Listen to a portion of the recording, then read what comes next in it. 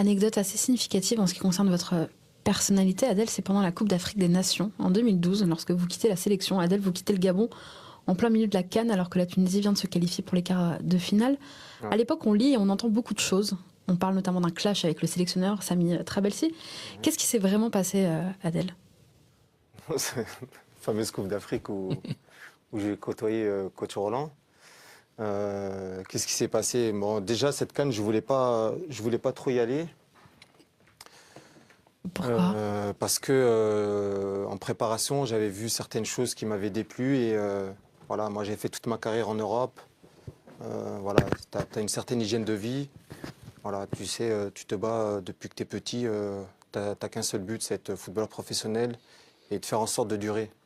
Voilà, donc il y a certaines normes en France. Voilà, tu es dans ton hygiène, sur le terrain et en dehors. C'est surtout en dehors du terrain.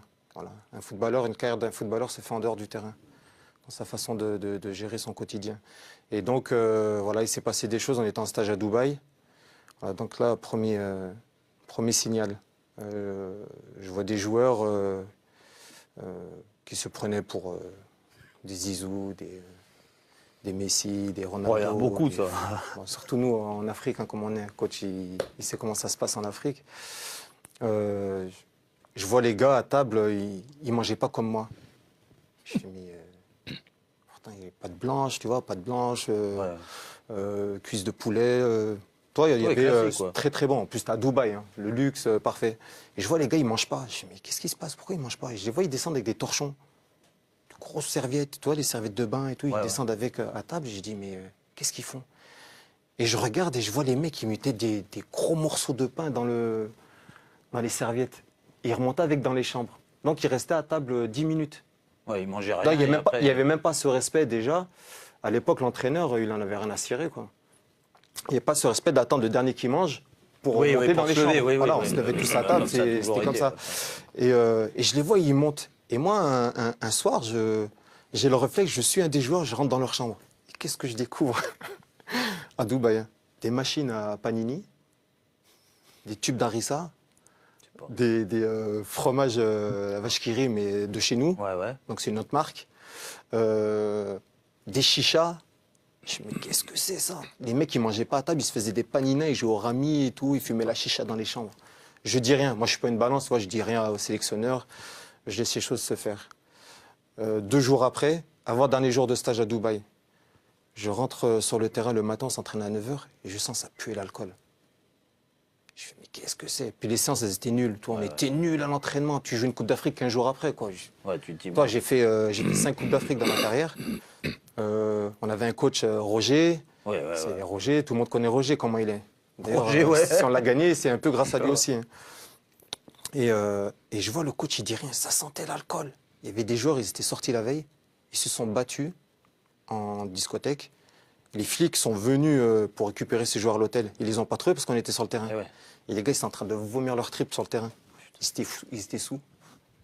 Donc moi, qu'est-ce que je fais? Je décide là d'aller voir même pas, je parlais pas avec le sélectionneur parce que ça veut dire, le mec, il vient balancer ses collègues. Ça se fait pas. Moi, je n'étais pas une balance. Donc, je vais voir des membres du staff. Je leur dis, voilà, donc je me sens pas bien au niveau du groupe. Si vous avez des choix à faire pour la Coupe d'Afrique, je préfère que vous m'enleviez. Il faut m'enlever du groupe parce que voilà, je vais rester. Prenez un jeune. Il y a des jeunes qui sont talentueux. Voilà, faites-leur découvrir une Coupe d'Afrique. Même s'ils ne jouent pas, au moins intégrer le groupe. On me dit, non, on a besoin de toi en tant que cadre et tout. Je dis, OK, pas de souci. On fait un stage en Espagne. Rebelote. La même chose. 10 jours après, quoi. Ouais, même pas, une semaine après. On va jouer contre la sélection catalane et la sélection du Pays de Basque. Donc c'est devenu un rituel maintenant. En Tunisie, on fait toujours ça avant une CAN. Ils l'ont fait même cette année. La même chose. Ça sort en boîte, ça fume la chicha, ça truc là. Je dis rien au coach. Je dis rien à personne. Avant de rentrer sur Tunis, je chope, à l'époque c'est le directeur technique national qui était là. Je dis, écoute, tu diras au sélectionneur que je ne veux pas être sélectionné. Voilà. Je vais être un poison pour l'équipe, je ne vais pas être bien, mentalement je ne suis pas bien, donc je préfère rester chez moi. On m'appelle à Sousse, je vivais à Sousse à l'époque. On m'appelle, je ne répondais pas au téléphone au début. À un moment donné, j'ai décidé de reprendre le téléphone et j'accepte d'aller faire la CAN au Gabon. C'était au Gabon. Ça me rappelle parce qu'on s'échangeait les... on finissait l'entraînement à l'époque. J'étais sélectionneur du Niger. En plus, on était dans la même poule. Vous nous aviez battu miraculeusement 1-0. Ouais, Je mais ne même te dis ça- pas les boules que j'avais. Mais même moi, je dis, toi, après, moi, les journalistes, ils viennent, ils me font des analyses après votre match. C'était vérité. Attends, Ils avaient une très très bonne équipe, le Niger. Arrête. Je me Sincèrement, souviens du match, Roland. Sincèrement, ils jouaient très bien, le Niger. Mérité. Bah oui. Il a eu 2 occasions. On en a eu 6. Et donc voilà, arrivé au Gabon, je me suis dit, bon, les choses vont s'arranger. Et ben non, ça continue. Et on se retrouve dans le même hôtel que l'équipe du Maroc.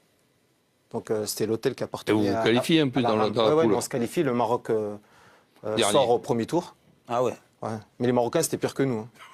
Et vous serez éliminé en quart de finale face au Ghana. Ouais. Ouais, mais au Gabon, c'était bizarre. Les Marocains, c'était dans la même situation, c'était bizarre. Pourtant, c'était que des joueurs qui évoluaient en Europe, donc je ne comprenais pas trop leur comportement.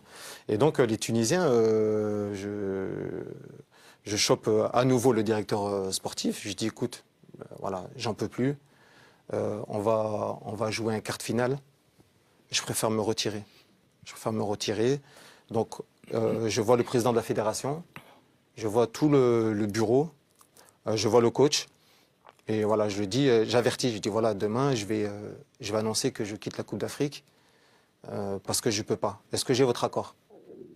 Donc on me dit pourquoi? Je dis voilà, pourquoi? Voilà, il y a ça, ça. Le comportement de certains, ça ne rentre pas avec ma façon d'être et je ne peux pas rester. Sinon, je vais être un poison pour l'équipe et je vais plus vous embêter qu'autre chose. On me donne l'accord pour partir. Donc le lendemain, causerie de match. On jouait le dernier match de la poule. Donc je prends la parole auprès de mes coéquipiers et je leur explique la chose. Je leur dis voilà, je rentre, et je ne peux pas rester. Certains acceptent parce qu'ils me respectaient, d'autres n'acceptent pas, comme Hossein Ragued qui était, je crois que tu as évolué avec lui, qui était au centre était de formation. au PSG. Ouais.